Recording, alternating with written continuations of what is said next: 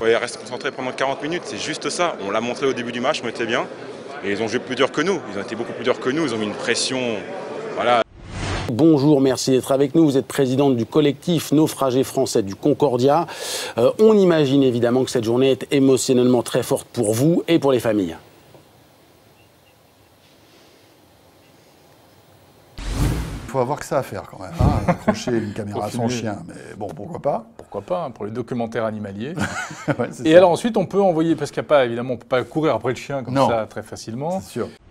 Moi, je peux comprendre les gens qui peuvent voter Front National parce qu'ils sont embêtés ou dans le désarroi ou peut-être au bout du rouleau et qu'il n'y a pas d'autre solution. Ça pourrait vous faire quitter la France, le Front National, deuxième parti de France?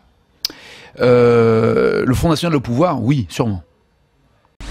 C'est quelqu'un qui a aussi a pas fait que des mauvaises choses à mon égard. Je pense qu'il a aussi voulu défendre ses intérêts. Moi, j'ai défendu les miens. Maintenant, le mercato est fini. On doit rebosser main dans la main. Certainement que tu mets notre équipe à notre place et elle finit avec un mauvais résultat. Donc voilà, il faut être content de cette victoire. Certainement qu'il y a énormément de fatigue et surtout fatigue mentale. Maintenant, voilà, redresser la tête. On ne peut pas dire qu'on est le président des entreprises, alors qu'on est en train d'augmenter l'impôt sur les sociétés sans l'augmenter parce qu'il est déjà à 33,3, qu'il ne peut pas aller au-delà.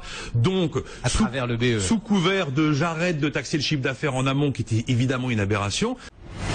Nous voulons obtenir du Conseil de sécurité des Nations Unies, dans les jours prochains, une résolution forte. Une résolution qui appuiera de toute l'autorité du Conseil le plan de désarmement chimique. Une résolution qui prévoira bien sûr des conséquences sérieuses s'il n'était pas appliqué. On a eu plein de bonnes nouvelles ce week-end. D'abord, on a eu les déclarations pathétiques de M. Hollande. Ensuite, on a eu Larry Summers qui se retire de la course et qui nous laisse une Yellen en pleine forme.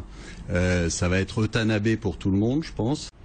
20 mois avec cette scène de crime sous les yeux, c'est long. Je crois que c'est du jamais vu. Donc il est temps aussi que tout ça s'arrête et qu'on commence éventuellement à essayer de reprendre une vie normale.